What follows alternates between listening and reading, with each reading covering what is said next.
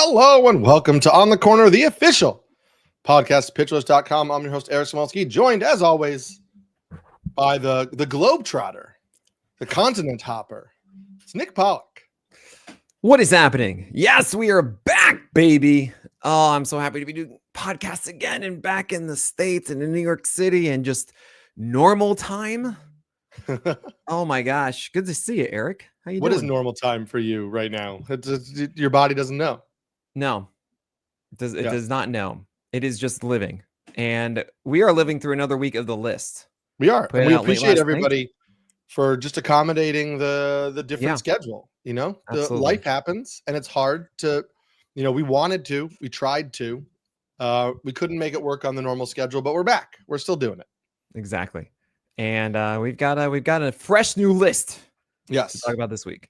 And so our theme for this week is it's travel experiences, decisions. I'm trying to make it as general as possible. So something could be like getting to the airport an hour and a half early so that you can use the lounge. You know what I mean? Absolutely. That free cocktail in the lounge before you get on a flight. Like there's nothing like it. It's kind of incredible. Yeah. I've very rarely had it, and I just am like, what is life without this? Right. Listen, Chase Sapphire Reserve. I get that. I have that card. They opened up a new lounge at LaGuardia, I think it was. And I went there the other day and my flight was delayed like an hour and a half. And I was like, no, I guess I'm just that's fine. Hanging out here. Should I get it? There was like, they were offering like facials and scrubs and cleanses. And I'm like, I got stuff. I got options. I have things to do. Oh my gosh. It's okay.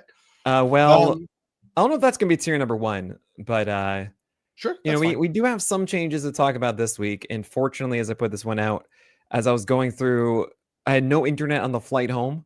And I literally had to ask Josh Mockenstern to input the players in the back end of the list because I physically could not, as it requires like a little search to find it. And I didn't have internet to load a guy in the search bar. So it was a lot of back and forth, but we were able to get it done at a decent time at 8 o'clock. So, but you're doing it for the people. You're still getting the work out there. For the people. That's us. Tier 1 is also for the people. It's number 1, Tarek Skubal. Number 2, Zach Wheeler. Number 3, Garrett Crochet. Number 4, Paul Skeens. Number 5, Jacob deGrom. What's this tier called? Why is it called that? I mean, this has got to be an all expenses paid resort, Eric, because you just kick up your feet, sit back, and enjoy the profit. Enjoy the fun. They're always there for you. Yeah, love it. Did you see the Crochet start last night? I didn't watch as much as I wanted to, but I did notice that he threw a lot more pitches down the pipe than he should have. Yeah. The Astros were fouling off everything. I saw something I don't know that I've ever seen in a Major League Baseball game before, which was on like a 2-2 pitch to Mauricio Dubon. Crochet came set, took the sign. As he went into his motion, I was going to say wind up, but it was out of the stretch, but whatever. As he went into his wind up, Dubon took a gigantic step forward in the box and Crochet threw a sweeper and he was able to make contact, but he popped it up. And I was like, and the announcers are like, oh, he stepped up in the box to cut the depth off the sweeper. And I'm like, but how did he know to do that? I've never seen a major league hitter take like a Happy Gilmore step up in the box against like an actual major league pitcher, not like a position player who's on the mound. And I was like, what just happened? It was wild to me. So I kind of think that should happen more. As we're guessing. Unless you're saying that he was tipping pitches, the idea is you're guessing it's a sweeper and hoping it's a sweeper and you didn't just cut a foot off a 99 mile an hour fastball. Absolutely. No, I mean, that's the thing though. I feel like a lot of times, I mean, this is my philosophy of the game, but there are a lot of times where you'll get beat on something slow and it's just like, why am I letting it travel deeper? Sure. So he was really confident it was a sweeper and it was right. Maybe it was tipping to someone. Yeah. It was wild. Possible. Of course, obviously the internet said, the Astros are cheating again. Oh gosh. Yeah, no, that's not going to be that. Yeah. But yeah, I mean, nothing's changed here from tier 1. I just want to remark that Jacob deGrom is still healthy and has not been interrupted once. Yeah, get him, love it. Also, just on the nature of cheating, I should address. Yes, the Red Sox picked up that Robert Suarez was tipping pitches on their iPad. No, it is not illegal. No. Yeah, that's so ridiculous. That was also, if you looked at the image, it was 2 different games, and Right. all it was is just scouting report. Exactly. I want to make that clear. While I made a joke about the Astros, I wanted to clarify the conversation online about the Red Sox as well. That is not tipping. That's not cheating. That's just scouting in general. I mean, I don't think our listeners feel this way at all, so I'm not going to lecture y'all. But I can't tell you how much I hate people getting upset also at stealing signs at second base and conveying it, because that's literally been like, yeah, as a pitcher, you have to stop that. The only cheating in baseball really is when it's something tech related that's implemented and then is getting sent to the batter in some way, right? That is why do you think catchers give? I mean, again, I understand with the automated system now, catchers aren't giving signs with their fingers, but why do you think catchers gave multiple signs with the runner on second base? Is because you're taught that they are going to steal that sign, and you need to modify how you're putting down signs. And then if they get it, you go out to the pitcher and you're like, hey, it's first sign now, not second sign. Or, hey, it's the first sign after 2. Whatever it is. I just realized something, Eric. I'm amazed this hasn't been talked about before, but oh man, I hate this. I hate this so much. Obviously, what every club should have in their organization is literally just a model that looks at the opposing pitchers for a series and plays spot the difference of like different pitch types with the video that they have to just see if automatically every pitcher is tipping or not. And then if they find something that is like, yeah, there is actually a difference in this and that that's linked, then they go, okay, cool, and share it with their hitters. So what should be happening is that this should be happening for their own pitchers too, and vice versa. But I would be kind of shocked at this point, given how far we've come in AI training, that that doesn't exist. So I thought you were going to say that every team should have somebody or something with super hearing that could pick up the what pitch type is being relayed to the pitcher through the pitch comm. Oh, I hate that. Don't say that. I don't know. Listen, I don't know that it would happen unless you have a superhero in your dugout, which is entirely. Also, by the way, it's PitchCom, and I really am like, we're so close to PitchCon. Every time I see PitchCom, I'm like, they're saying PitchCon, right? They are, and you can sign up next season. There are some superheroes in tier number 2. It starts with number 6, Joe Ryan, number 7, Yoshinobu Yamamoto, number 8, Brian Woo, number 9, Tyler Glasnow, number 10, Blake Snell, number 11, Logan Gilbert, number 12, Max Fried, number 13, Nathan Eovaldi, number 14, Christopher Sanchez, number 15, Framber Valdez, number 16, Hunter Brown, number 17, Robbie Ray. This is a huge tier, but what's this tier called and why is it called that? So this is just in general the moment that you step outside of, let's say, school, of your job, knowing that you have a vacation ahead of some kind, where it's just like that moment. It's not defined as being amazing yet. The experience hasn't been had, but you're just happy. You just like, I have this thing and it's great. This is the ace here. This is the secondary ace, not the absurd studs.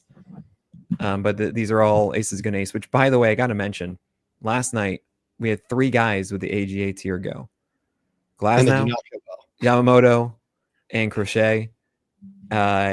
And also I believe Eovaldi. I mean, there's just so many guys just failed. Yeah, it was not Glasnow, it was Eovaldi instead. Oh man, yeah, it's a little bit of that time of year. You're just gonna get some bad starts, man. It happens. Like the Crochet thing. Also, just going back to it, like that was his shortest start of the year. I think it was his first time allowing like over 4 earned runs. Like, it's August.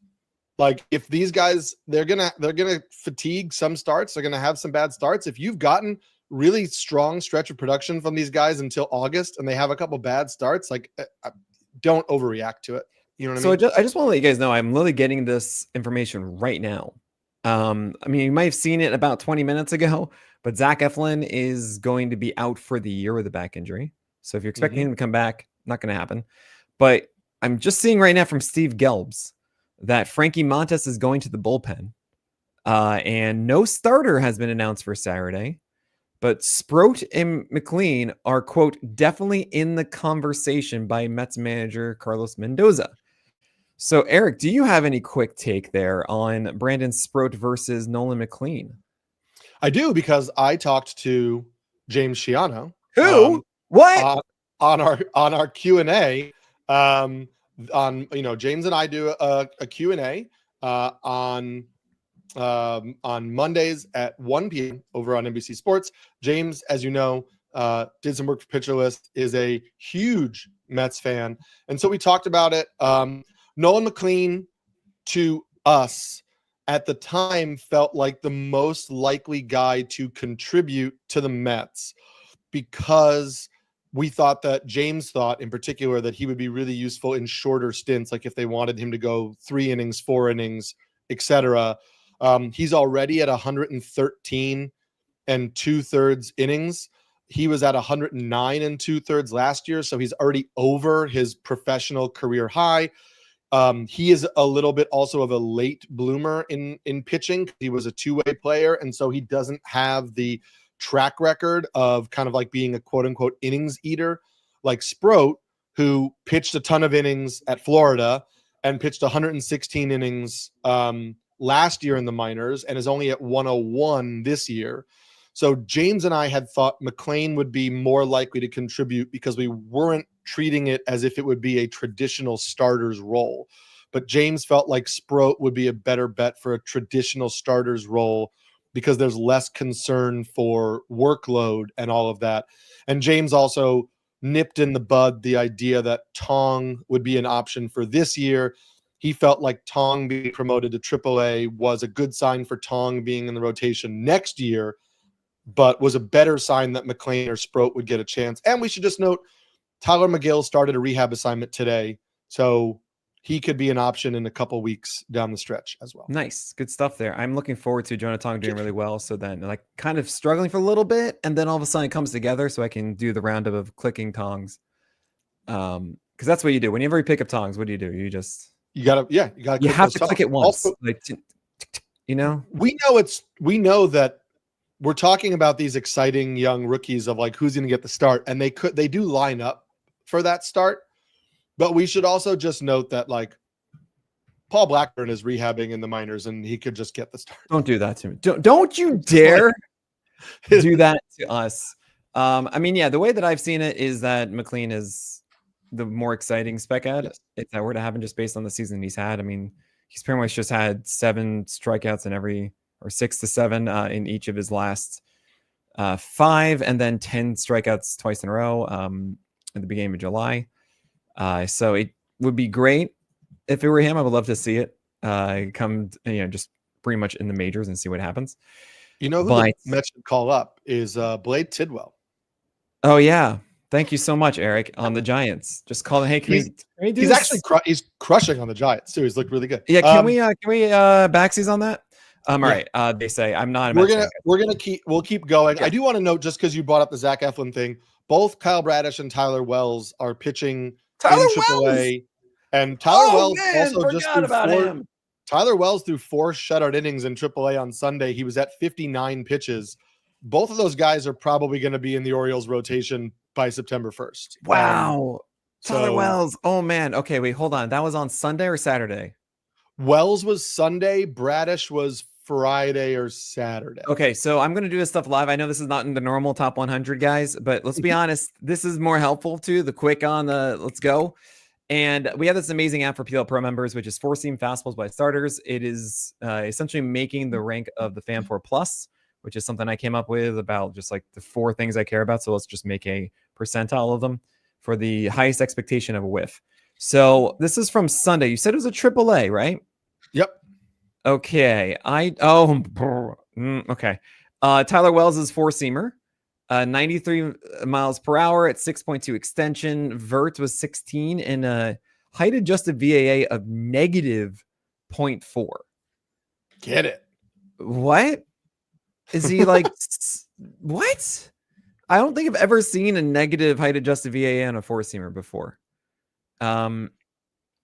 Wow. Okay. That is an 80 Fan 4 Plus, so 20% less likely than an average 4-seamer to earn a whiff.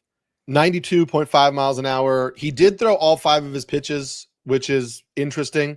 Obviously that is, that's part of Tyler Wells, is not the dominant fastball. And, it wasn't the best performance, but he didn't allow a run. And, he's got a couple more. Bradish is closer. Bradish was on Friday, if you want to pull up that. Yeah, I will do that. Do you want to guess who the number 1 and number 3 fastballs were on Sunday? 2 very big, actually 1, 3, and 4. It's kind of funny. There's this guy, Giancarlo Lara, who's number 2 best because he throws 98. My gosh. I'm trying to remember. I blurbed guys on Monday.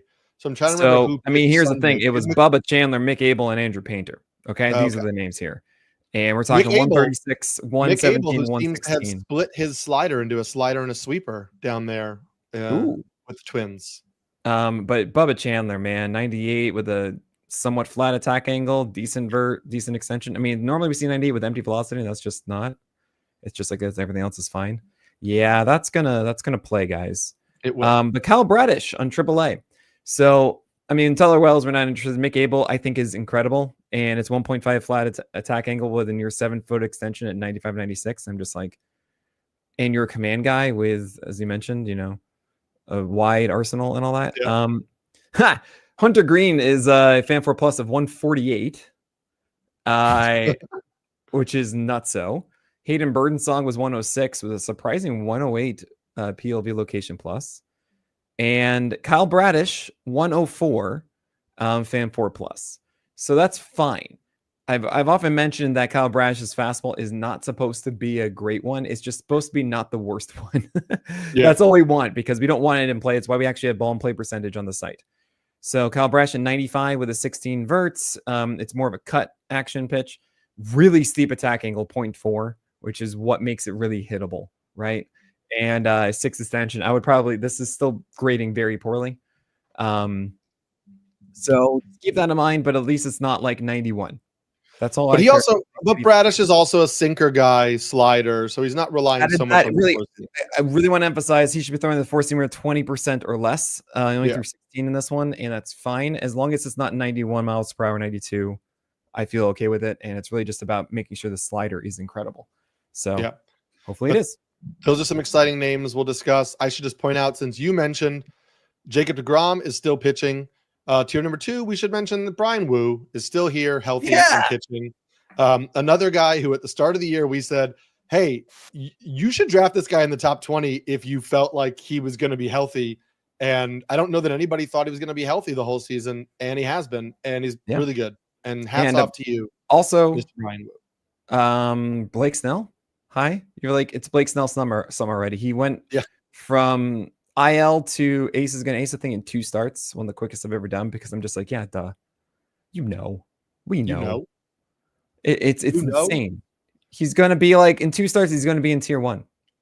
It's just the same thing we go through every year. It drives me up the wall. Yeah. And then there are times when we feel like it's going to be different. I'm like, why would it be different? He'll flip with Yamamoto by the next list, probably. Yeah. Oh, some guys back on the list here in tier number 3. Starts with number 18, George Kirby. Number 19, Brandon Woodruff. Number 20, Shota Imanaga. Number 21, Ranger Suarez. Number 22, Hunter Green, coming back from the IL this week. Number 23, Michael King, who came back from the IL last week. Number 24, Carlos Rodon. Number 25, Logan Webb. And number 26, Freddie Peralta. What's this tier called, and why is it called that? This is when you're waiting at the airport after leaving for the person you want to pick you up. Because you're just really looking forward to that. You're just like, oh, this is so good. I've made it. I'm outside. This is great. But you're just like, all right, come on. Like, let's get there. And you're like, oh, they're supposed to be like 5 minutes ago. I mean, okay, they still be 5 minutes. Like, okay, fine. But like, you're just in that moment of it, because these are the potential aces who you want to be in tier 2 are not quite there yet. Yeah. What did you think of Michael King and his very abbreviated, but what did you make of that performance? I know. Don't really care. Yeah. It was whatever. I mean, Michael King is an interesting one where it's not as obvious as other guys, right? Mm-hmm. And the fact, I mean, he's like at 60 pitches or so now, generally kind of doing a little bit of what he wants to do. It wasn't amazing. It's just still ill. He's pretty much doing his rehab now.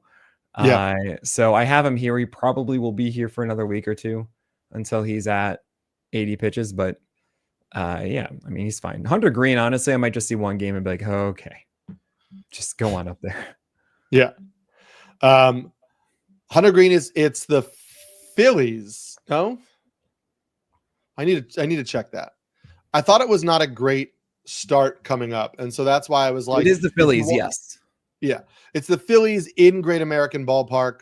So it's kind of like if you want to put him on your bench, if you want to leave him on your bench, I understand it. But one of those things where maybe like it's this time of year where you have to look at, am I chasing strikeouts? Do I need ratios? Do I need wins?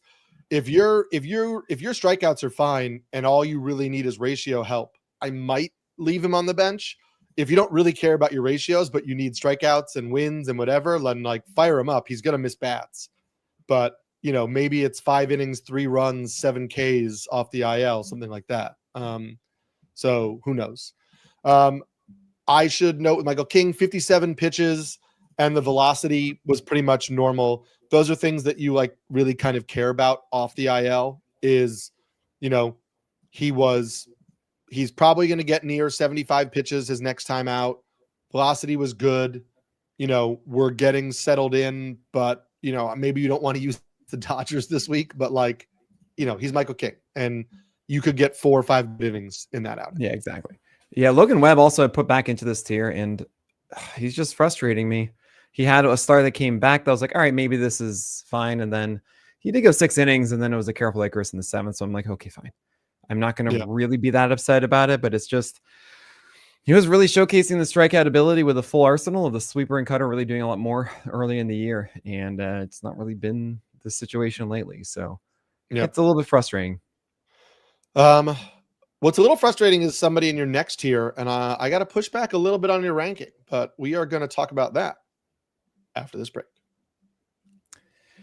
Eric, I already know it's going to be Chase Burns, and it's not fair to do that because I was it came out in after the air for so long, and it got submitted before that news came out. You are correct. I'm forgetting what day it is. I'm forgetting what time it is. But we'll talk about that. You're just so cruel to me.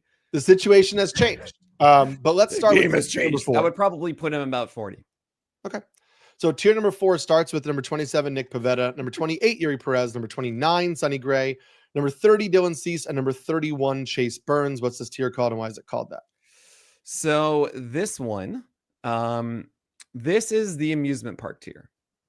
Now, going to an amusement park, I have such mixed feelings about it because like in your head, it's like, well, obviously that's going to be a good time. I mean, come on, you're going to an amusement park. At the same time, I don't like roller coasters. I think roller coasters are just dumb. It's like, why do I need that thrill in life? There's so many things that can give me massive anxiety that I'm trying to get away from that. And I don't want to do it. Also, a lot of times amusement parks, especially nowadays, everything is so stupid expensive that like, I don't feel like I can actually enjoy it as much as I want to. Sure. Also, it needs to be the right weather. It needs to not be terrible with it. It needs to be good people around you. But at the end of the day, you're like, all right, we're going to an amusement park. This should be fun. I got to tell you, as a parent of a toddler, amusement parks back in again, man. Watching your kid have that kind of excitement that like you remember having when you were young, of like the smallest little ride, the smallest little thing is like the most exciting thing in the world. And you're like, okay, this is fun. And like, now I get it. And now I'm like excited. You don't even care how much money you're spending. It's way too much money, but you're just like, whatever, like they're loving it. And now I get the excitement, and I get the excitement people have with Chase Burns. What Nick was addressing is this did happen in fairness to Nick. There was a tweet around 3 p.m. on Monday. So Nick was in the air doing the list for all of you. And we would have already been like recording. But Charlie Goldsmith, who covers the Reds in Cincinnati, said that Terry Francona met with Chase Burns on Monday, and there's no set finalized plan as there are moving pieces in the rotation, which means Hunter Green coming back and Nick Lodolo probably coming back. But there is an innings limit, and they may have to get creative, but they want him to keep pitching without having to be shut down. So that to me says, hey, this is a little bit of a Garrett Crochet last year situation where maybe he's on a regular start schedule, so he's pitching regularly, but there is a very clear cap and there's a clear innings limit. And you know what? They acquired a guy who could help with that in Zach Littell, who has been a reliever, and maybe they just piggyback those two, but you're probably getting about 4 innings per appearance from Chase Burns going forward. And that to me is a bummer for his fantasy. Don't know, Eric. I remember so many examples of this. I mean, okay, just even this year, we're going to be limiting Clay Holmes moving forward.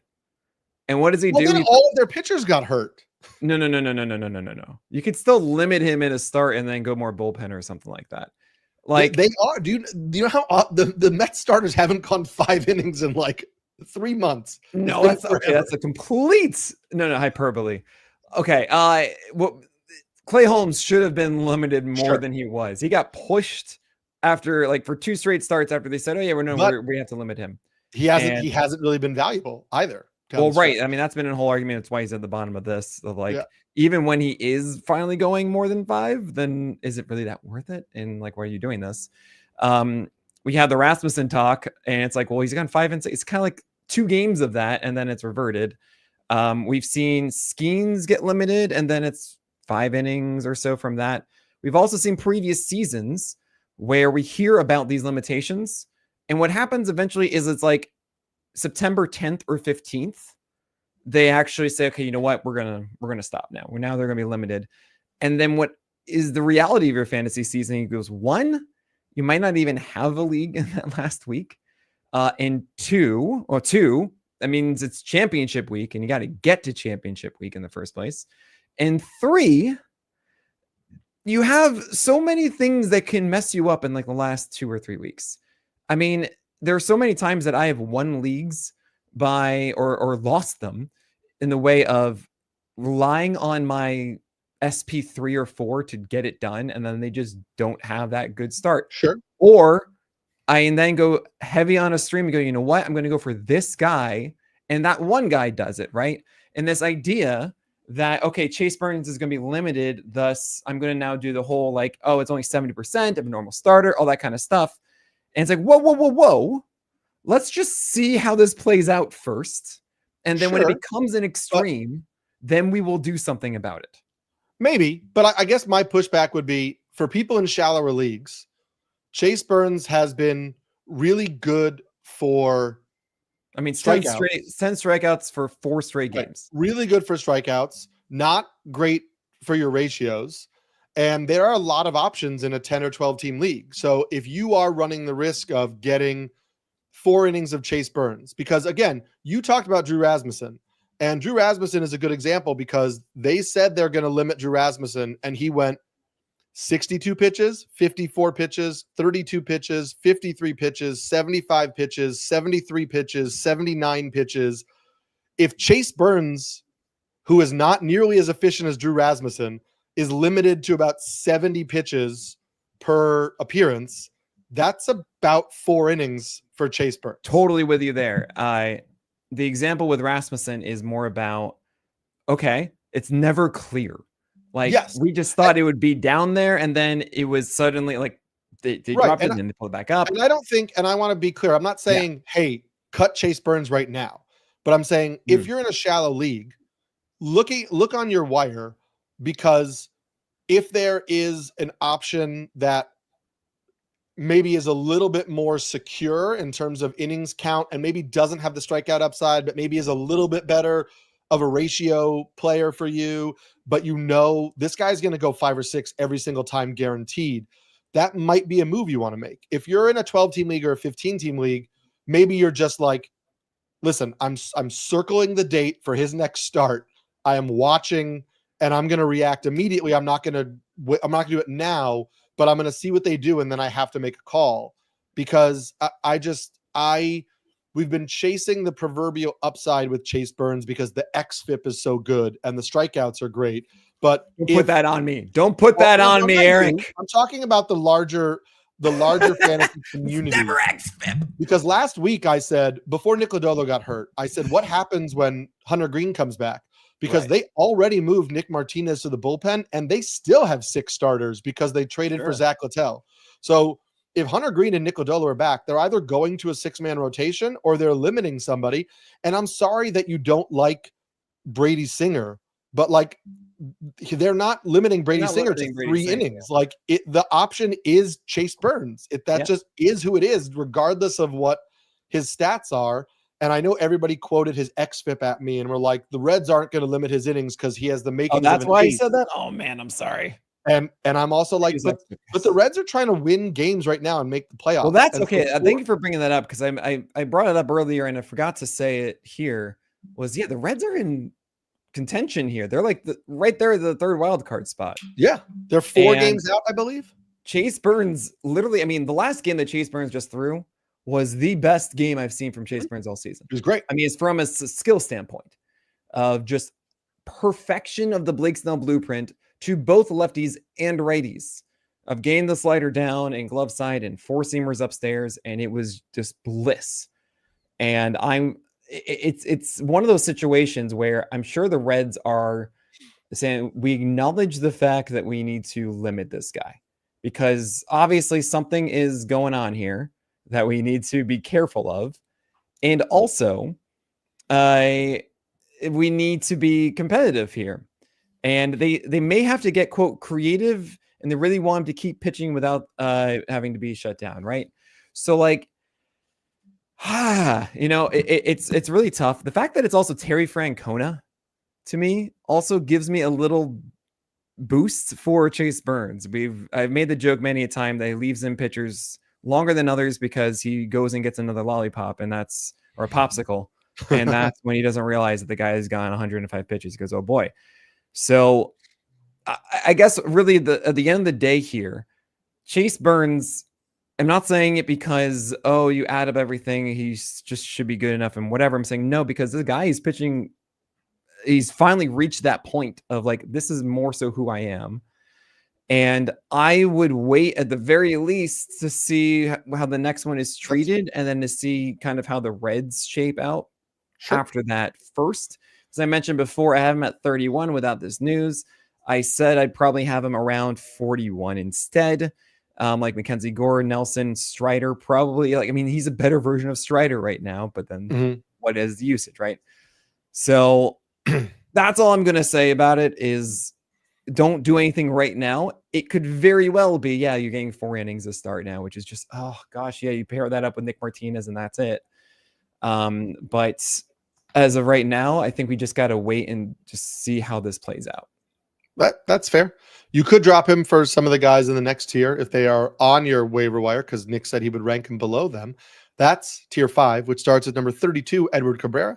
Number 33, Matthew Boyd. Number 34, Trevor Rogers. Number 35, Andrew Abbott. Number 36, Merrill Kelly. Number 37, Seth Lugo. Number 38, Noah Cameron. What's this tier called and why is it called that? Traveling isn't always just going to another state or another country. Sometimes it's just going to your bagel shop that is always exactly what you want. And this is your safe, comfort food. Like, hey guys, what's up? You're not going to be the, oh my lorsh, you got 10 strikeouts. Yes, I said lorsh. That's a callback from like 300 podcasts ago on the corner. But this is your stable. Like, I need some good breakfast. I love that you just mentioned Edward Cabrera in a stable, safe tier. But we're here, baby. We are here. Well, like the past 10 starts, he has like a 2.5 ERA or something ridiculous. We were in. We were in on it. We were saying it. I know, but it's just like we didn't say like it is going to happen. But I can't tell you how many questions we got about, but his walk rates have always been bad, so he can't do it. I'm like, well, that's not how this works. Right. The sinker it ties the room together. And the changeup, buddy, and leaving the 4-seamer at home. Yes, leaving the 4-seamer at home for sure. And we'll talk about that with another pitcher later on, because I wrote about it last week. And so we'll say it's a rookie who maybe pitches for a NL East team. We'll talk about that a little later. But let's talk about tier number 6. Yes. which starts at number 39, Mackenzie Gore. Number 40, Ryan Nelson. Number 41, Spencer Strider. Number 42, Jesus Luzardo. Number 43, Gavin Williams. Number 44, Jack Flaherty. Number 45, Ryan Pepio. Number 46, Sean Manayan. Number 47, Kodai Senga. Number 48, Will Warren. What's the tier called and why is it called that? This is called airport roulette. Okay. Do you know this, where you kind of don't know where you're going to fly to, but then you just kind of stick around and see what the cheapest flights are at the last moment? Nope. I And, am way too organized of a person to partake in something like that. There's no way I would ever do this. However, I understand that people do, and they essentially don't know where they're going to go. So they pack for whatever, and they find it very exciting. And they just kind of say, great, cool, we're just going to go to this place. And to me, that's so stressful. And this is the stressful cherry bomb tier. But some people just get such enjoyment out of it. And all right, you know what? Just go live your lives. That's great. Yep.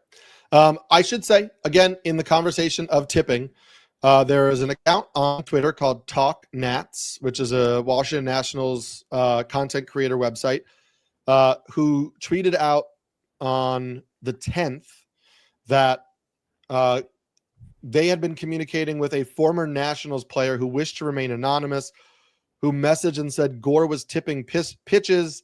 They messaged back and forth. The former player sent a detailed report, including side-by-side photos that showed that Gore was telegraphing when a fastball was coming.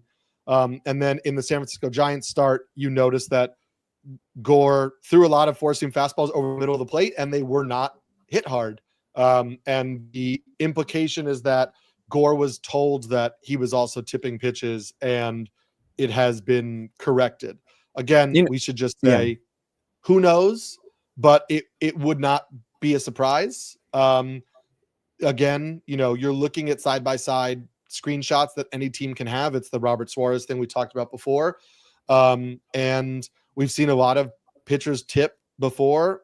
It was a pretty precipitous fall off from Gore, but he's done it in the past. So, is that him or was he tipping? It's hard to say after one start, but just something to keep an eye on.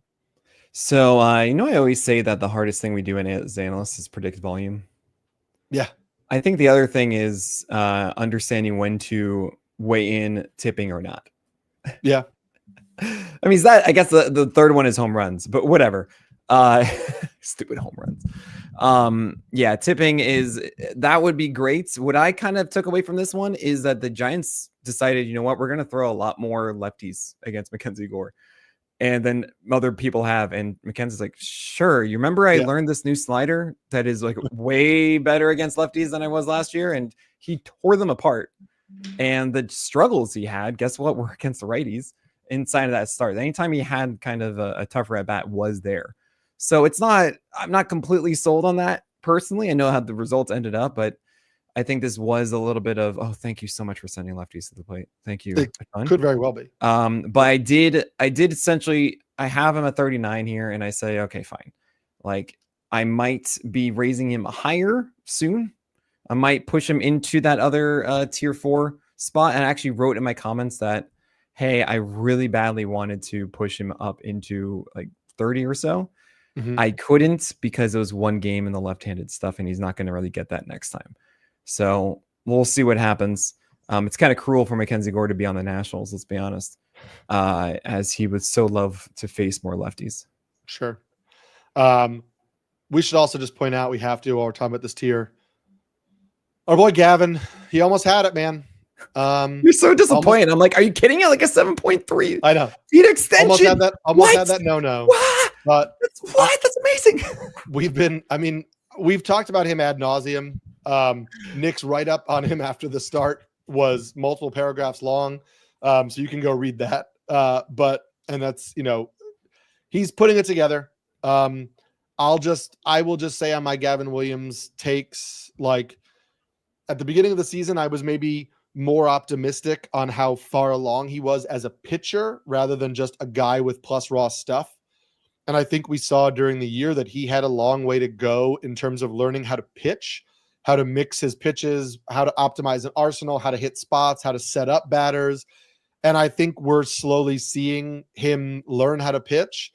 And, the Guardians beat writers like Tim Stebbins, who covers them for The Athletic, have pointed out, This dude has been tinkering all year long. He's been doing everything they asked, trying new pitches, trying new, pitch mixes, trying different spots, and things are starting to click into place. And I don't know if it's going to be just like perfectly smooth sailing from here to the end of the year, but I think we're seeing the version of the pitcher that we thought we might have seen 2 months ago. Completely. I mean, this is Gavin Williams doing the things that we want him to do, right? Extension was, I mean, really, that's the biggest thing to me is like somehow, bam, it exploded. Not just like 7 feet as we're hoping for, like 7.3, 7.4 feet. Oh my gosh, that changes everything. The fact that the sweeper came for strikes, as you mentioned, the sinker now being introduced and working too. You have the four seamer and the cutter working. The curve as well. Like, what? Now, there is one problem with this game, and it's that he threw over 120 pitches. Why does that matter? Not really for the rest of the year, but generally we do see some sort of hangover in the next outing. The next game. So be a little careful this week on that. I am just so curious why he all of a sudden had more extension. Like, where did that come from? And that's really cool. I do want to mention before we go into the next tier quickly, Ryan Nelson's four seamer is incredible, and I just wish he had something else. He threw 83% fastballs last night. Just if you didn't know that. I feel like you've said that so many times. I know, but like it's really getting to a point of it's even better now. It was like 96, 97 with 20 inches of vert and 83% fastballs. It's like, just give him something. Right. And then Strider, I had to lower him 13 spots, and it hurt to do it. It really did. But let's be honest, like the worries that we've had about the four seamer not catching up is true. Yeah. And the slider, when it's not getting 12 whiffs on a given night, means that, it's not doing enough. So he's a 2-pitch pitcher, and it's kind of tough right now. I didn't really know where to rank him, which is really just annoying. Also, the Mets. What's going on with the Mets and Chaminade and Kyoto Senga? Come on, like, get it together. Oh my God, who knows, man? I don't know. That whole team is falling down. Who is in a worse spot, the Yankees or the Mets? That's tough. It might be the Mets. Right? Welcome to New York. It might be the Mets because that rotation is not coming together like it did last year, like people thought. But I guess it'll depend on the kids. Speaking of kids, we have one at the top of tier number 7, but we will get to that after this break. Man, Eric's beating me to the punch today, guys. Tier number 7. I'm on it. I'm trying to be quote unquote locked in. Oh, look at you. I'm trying to be locked in. Also, we had such a digression early on, so we're trying to get this thing. We're trying to get talking about. I have no idea. Tier number 7 starts at number 49, Zebby Matthews, number 50, Max Scherzer, number 51, Emmett Sheehan, number 52, Spencer Arrighetti, number 53, Christian Javier, number 54, Cam Schlittler. What's this tier called? Why is it called that? This is traveling to that new hip restaurant that everyone just says, "Ooh, it's so good," but it might not be. Oh yeah, of course. But you're excited about it. Yeah, but it could let you down. Yep.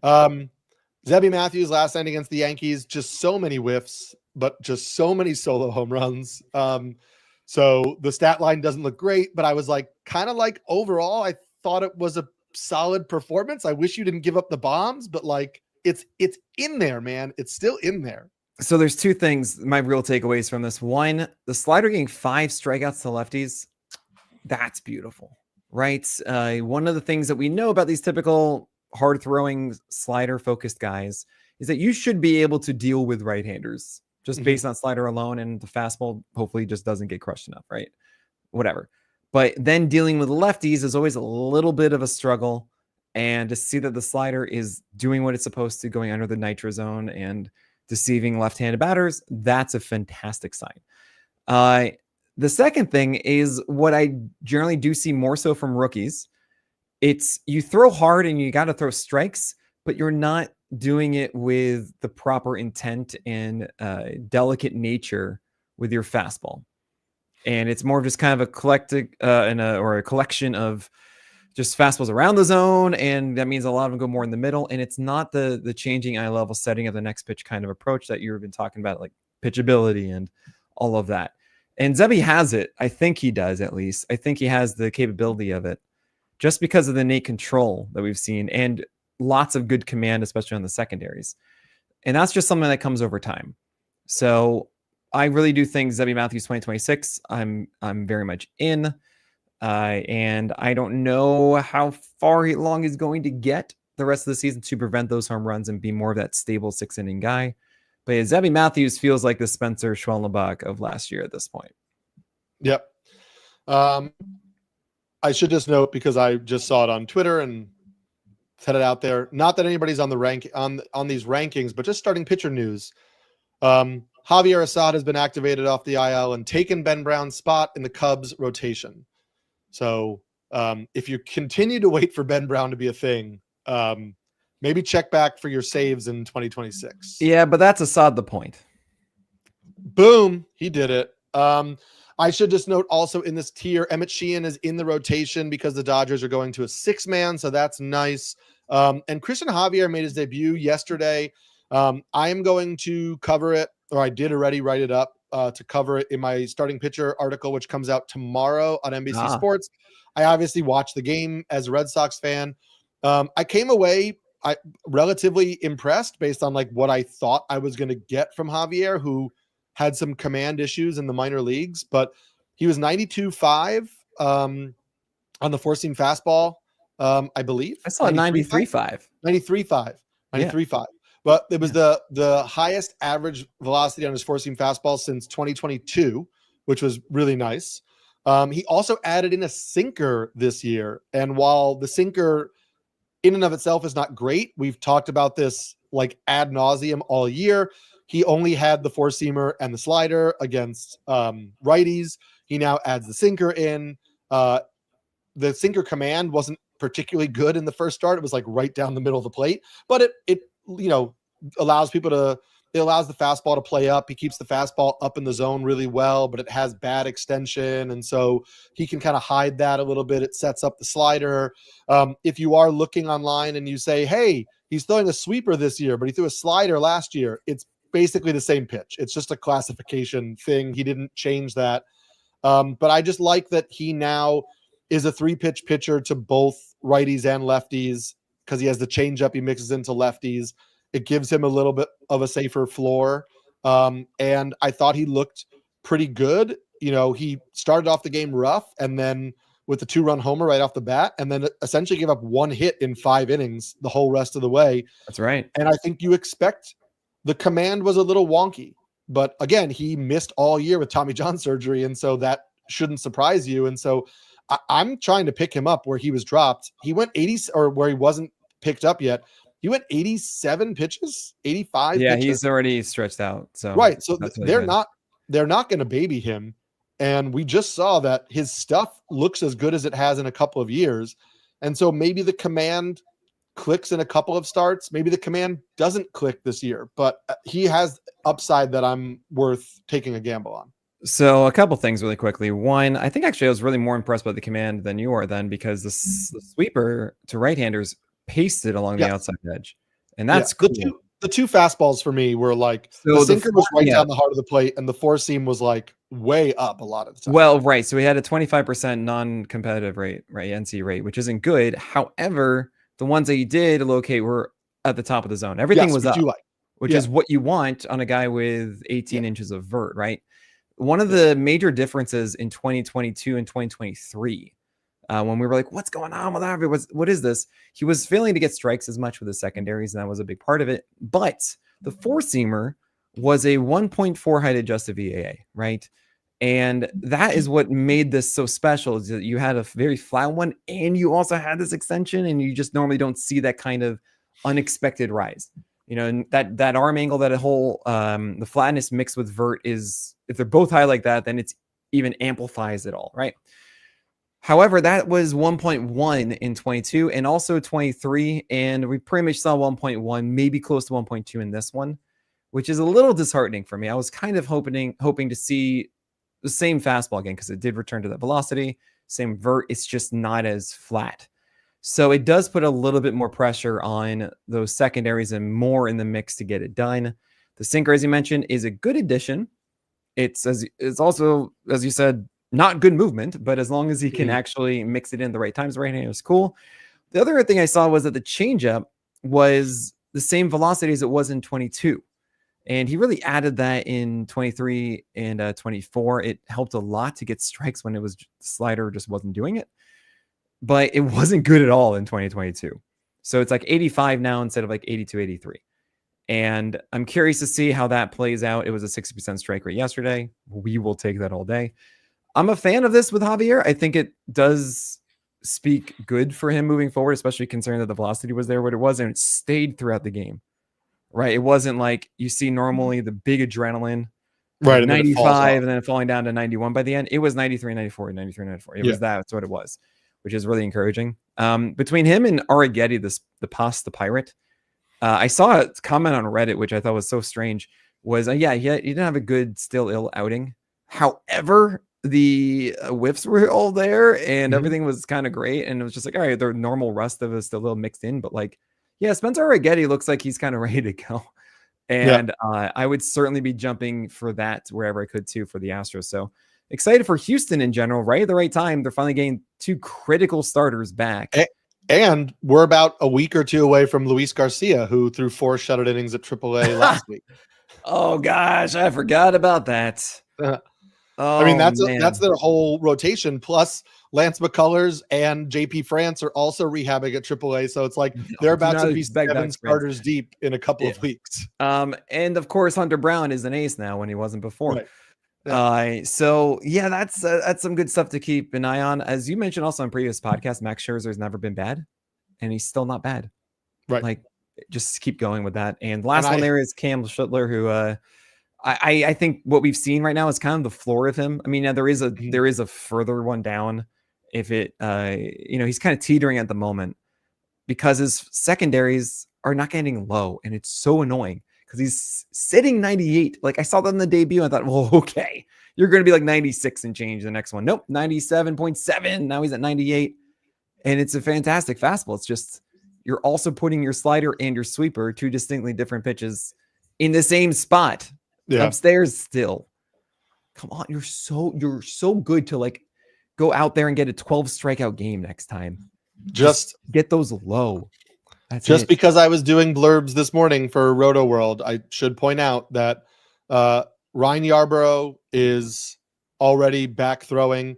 He threw 2 simulated innings at AA. The Yankees have publicly said their goal is to get him to about 50 pitches and bring him back, which suggests Yarbrough in like a multi-inning relief role, and Yarbrough following Schlittler would be kind of interesting for the Yankees.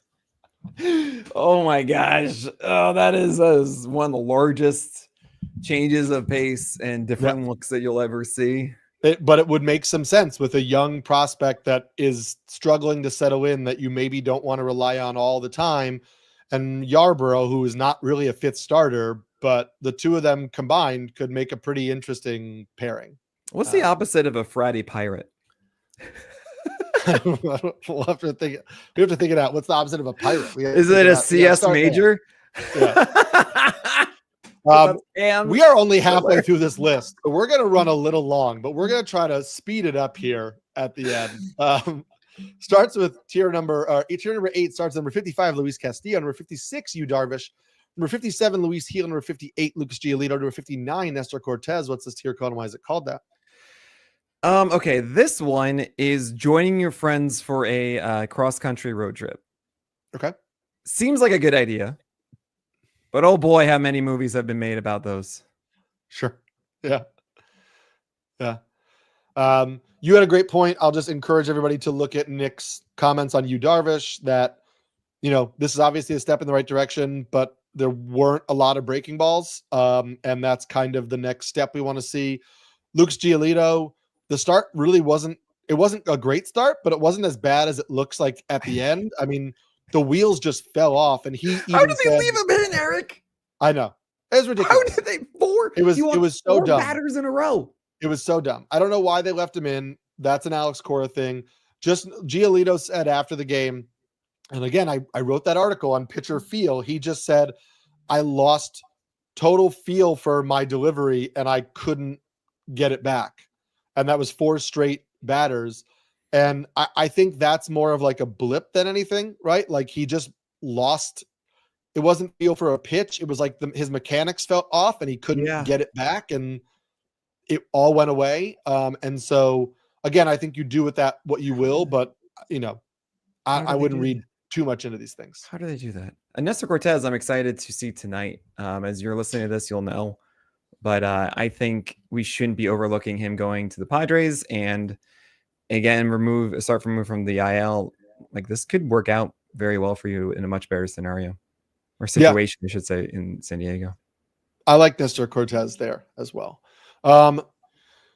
Tier number 9 starts with number 60, Casey Mize, number 61, David Peterson, number 62, Ryan Baio, number 63, Cade Horton, number 64, Joey Cantillo, number 65, Justin Verlander, 66, Chris Paddock, 67, Drew Rasmussen, 68, Bailey Ober, 69, Matthew Liberatore, and 70, Michael Wacha. What's this tier called and why is it called that? I feel like this is that day out of the house that is like, all right, we're going to go and do something.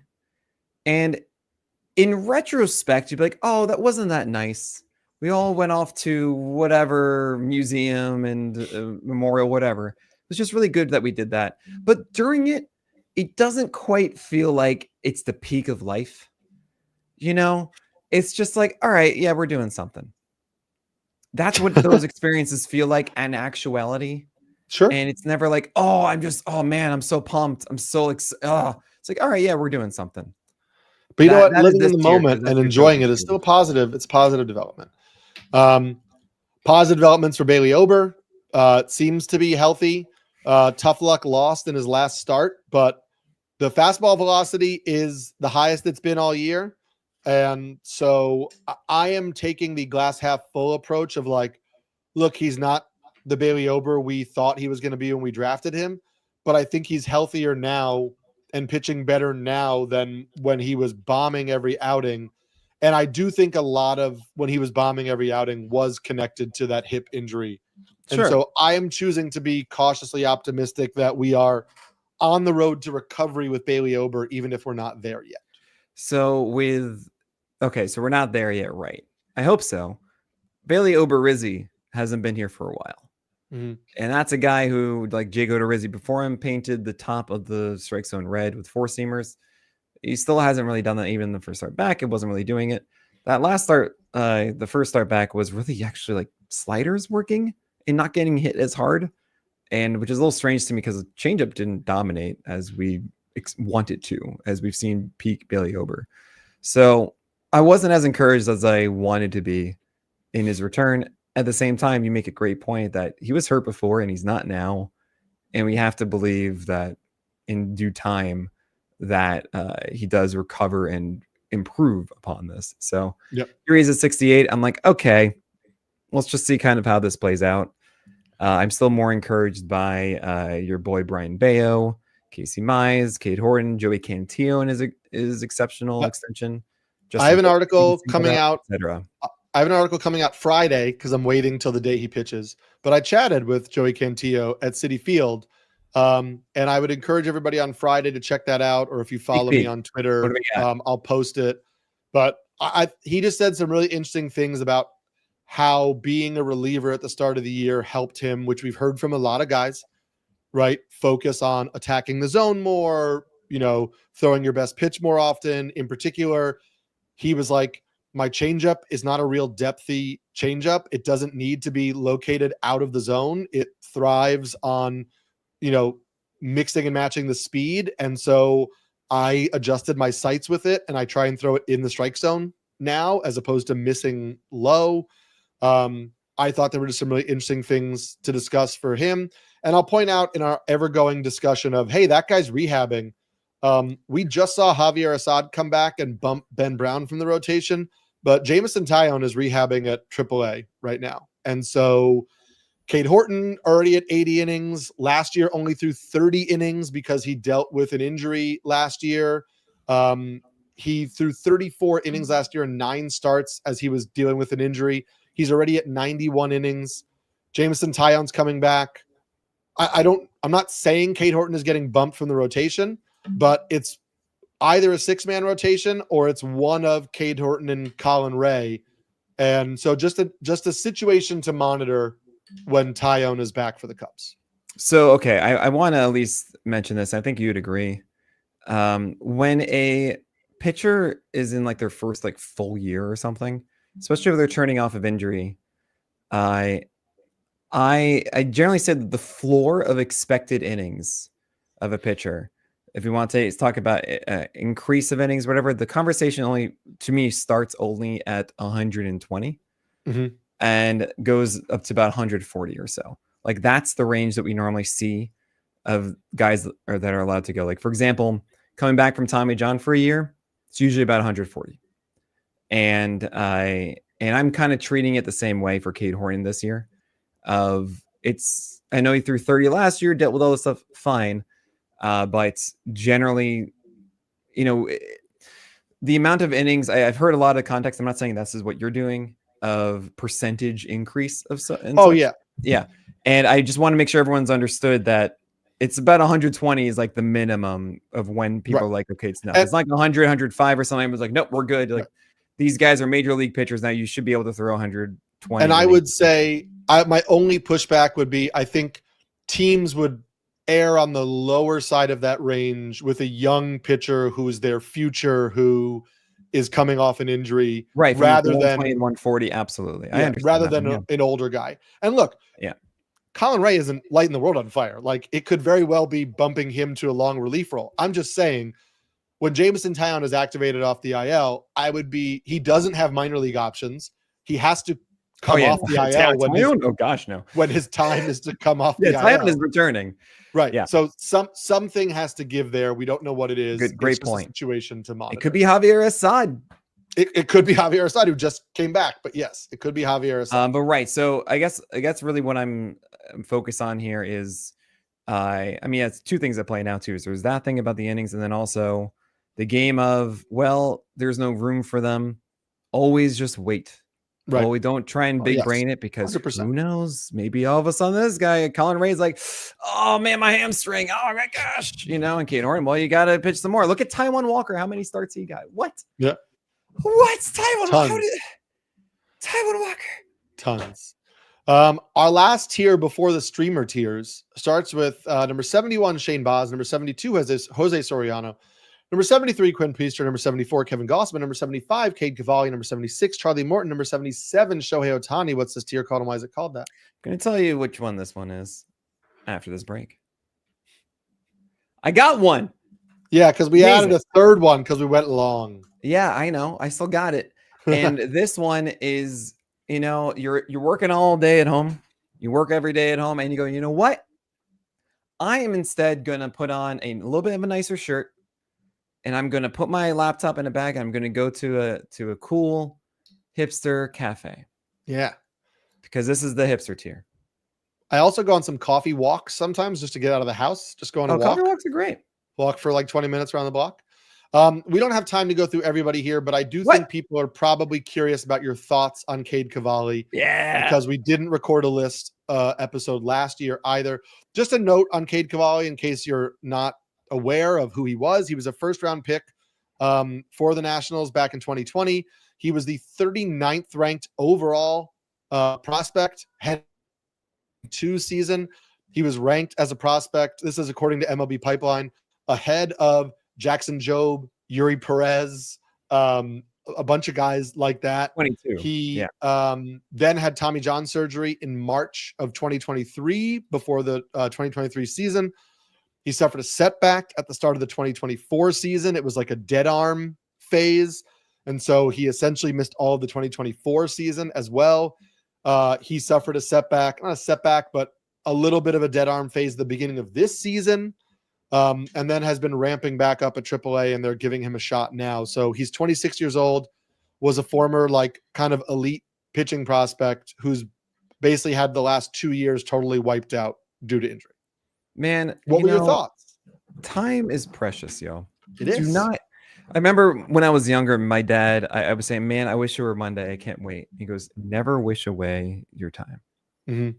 It's always stuck with me. And Cade Cavalli, my gosh, he's 26, but he is throwing it like he's a 21-year-old because I was shocked to see that in his second start on Monday night too, that not only was he still at 97, he was at 98. And it's fun to see it. The problem here is that you see the return. I want to call it like the debut, but I can't because of that one start in 2022. And whatever. You normally see all this excitement and adrenaline, and you see worse command. And we saw a guy that threw really hard, didn't have the best shape on that fastball, but still really hard, 98, right? Mm-hmm. You also had at times an 88, 89 mile per hour curveball. And this thing is gorgeous. Oh, there's something about a hard curveball that is the ultimate hammer pitch. And I think it's literally my favorite pitch. I know people want to say, oh, that's a really nicey slider. It's a front hip sinker. It's a splitter. No, an 89 mile per hour curveball that is a proper just anvil is so pretty. And Cavalli threw a fair number of them. Now, second start comes around. What are we going to get? Well, a 41% strike rate on said curveball. That was sitting like 85, 86. So still very good at 86. I'll take that all day. And I'm a little worried that the fastball locations aren't great. It's, again, hittable if they're able to sit on it. I saw two cutters. And one was movement. The other one was like, oh, hey, this is getting closer to a slider at 93.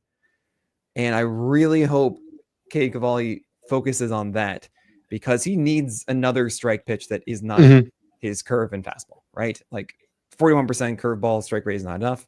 The changeup was okay-ish to lefties. Yeah. But I think he really needs that slider or cutter in between. That's the thing I'm going to be looking for moving forward. And I got to say also the sinker. Well, that was really well spotted. Like down and away to right-handers or inside to right-handers. He got kind of unlucky. The contact made on those, if you ask me. But yeah, I think that Cade Cavalli either A, needs to be a 65% curveball strike rate guy, which I don't think he's going to be. So then B, needs to have that number 3 pitch that is a slider or a cutter that you can throw for strikes with it. And at that point, then I'm going to be really, really paying attention.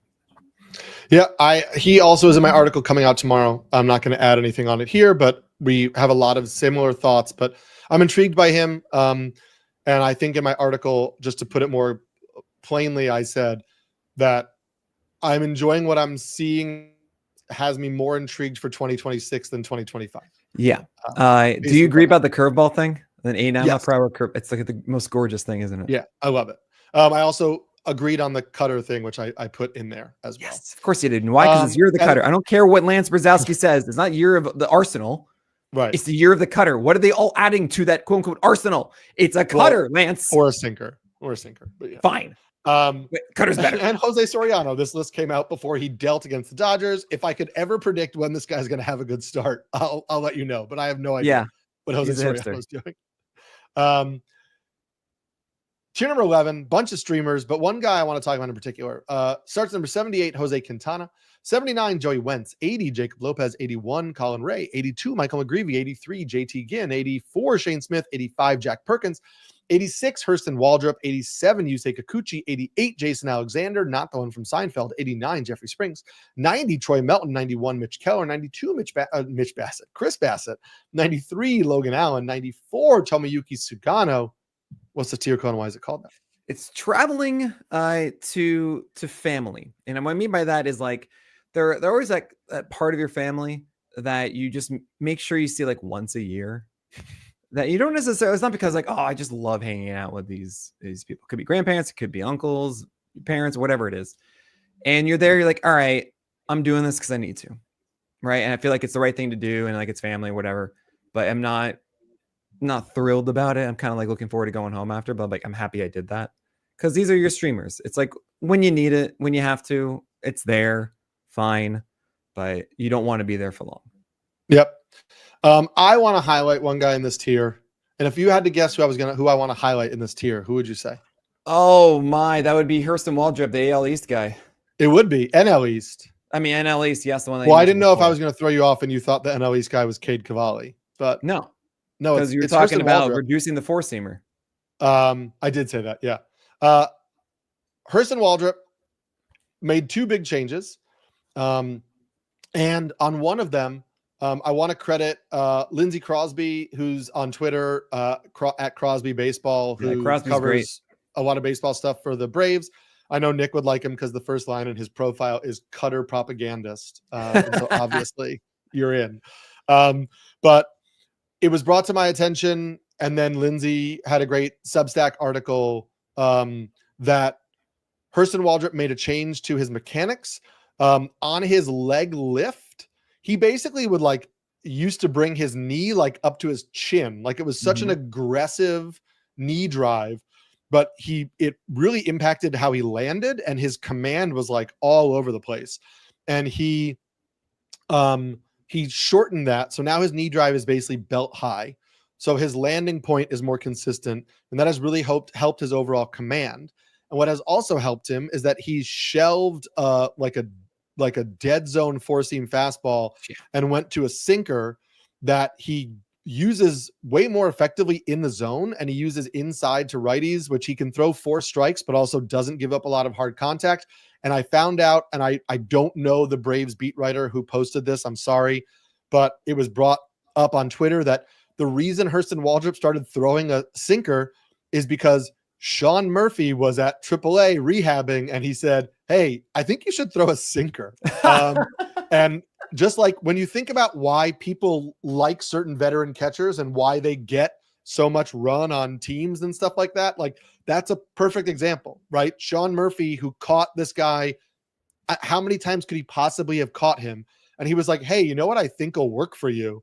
And it has totally reshaped Waldrop, because to me, Waldrop has a little bit of that Kevin Gossman in him, where the splitter is really effective.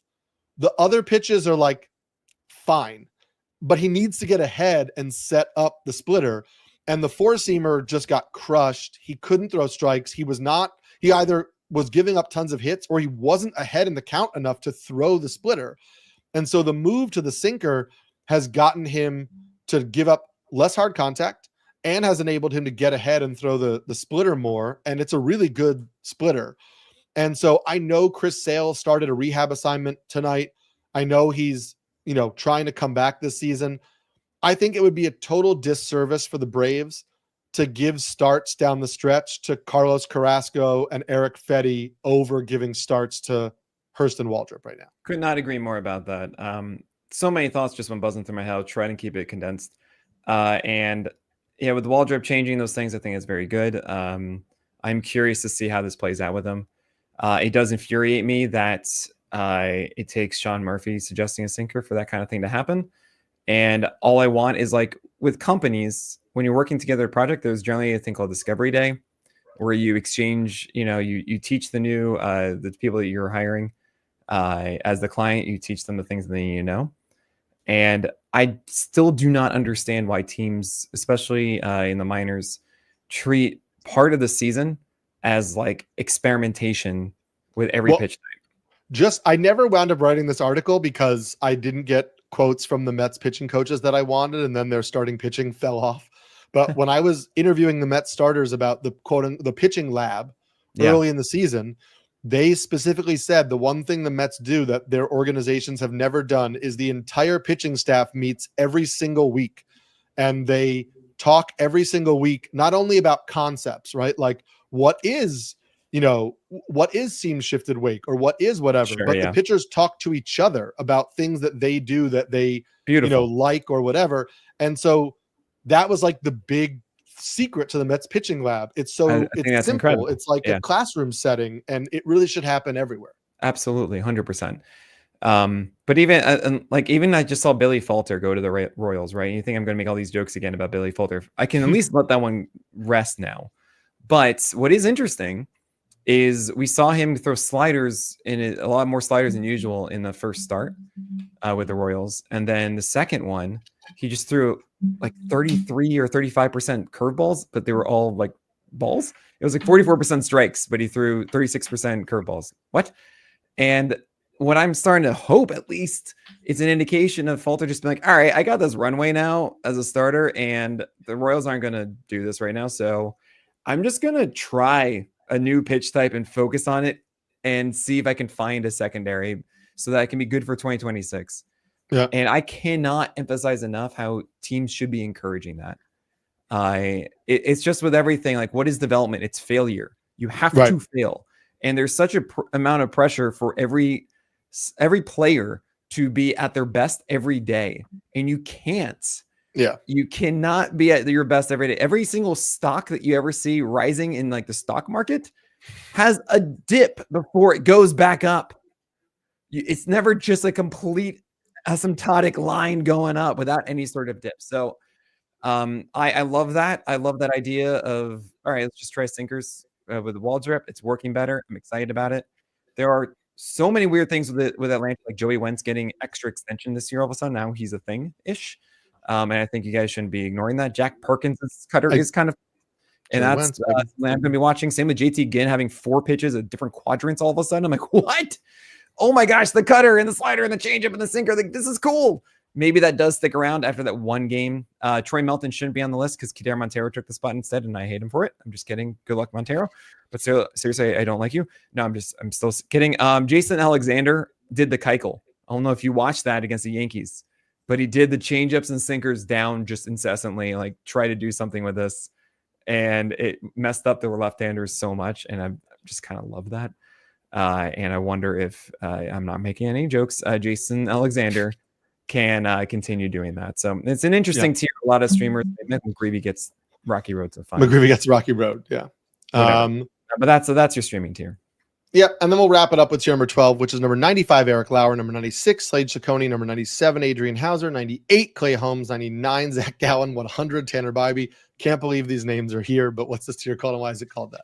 This is you traveling to a parent-teacher conference, and you're sitting down talking about your kid and being like, what are we doing here? What are we doing here? I can't believe those last 2 names are here, but Zach Allen and Tanner Bybee are here. I should note, just because it's kind of become a theme on this podcast, Shane Bieber is coming back from the IL next week for the Blue Jays, and that may push Eric Lauer out of the rotation. Yep. I mean, this is kind of what I was saying about him a little bit ago. I mean, they were saying they wouldn't maybe consider it 6-man. They said that when they acquired Bieber. However, if Lauer isn't performing well enough to demand it, then he'll be gone. I also talked about this. James Shiano and I talked about this on the Q&A yesterday, where I said, look, there's 2 arguments. It's, hey, the Blue Jays have a really old rotation, right? Scherzer and Gossman and Bassett and Berrios. And it's like, let's give those guys extra rest and go to a 6-man. But the flip side of that is that rotation is filled with veterans that have a routine and have a plan and might not want to be in a 6-man rotation. We know that Max Scherzer has had very public thoughts about 6-man rotations. And so it just depends on what you're getting from that team. I just would push back on the, like, hey, giving the veterans more time is a good idea. It's like, they may not want it because routine is really important to guys. Berrios just doesn't go on the IL. So, right. But I mean, it really just comes down to, like, should you be rostering Eric Lauer in the first place? And it's just such a weird, like, that I feel like just don't deal with that. Yeah. And it's that simple. And this with just a news tidbit, because we've been talking about veterans coming back, and I just saw a tweet I thought you would know, because I know this player is near and dear to your heart. But John Means is throwing a bullpen in Cleveland tomorrow for the Guardians, and they're going to talk about what his next steps are. And they hope he could be back in September. You might get MLB starts from John Means this year. Oh my gosh. Oh my gosh. It's a double rainbow. I know you what love John Means.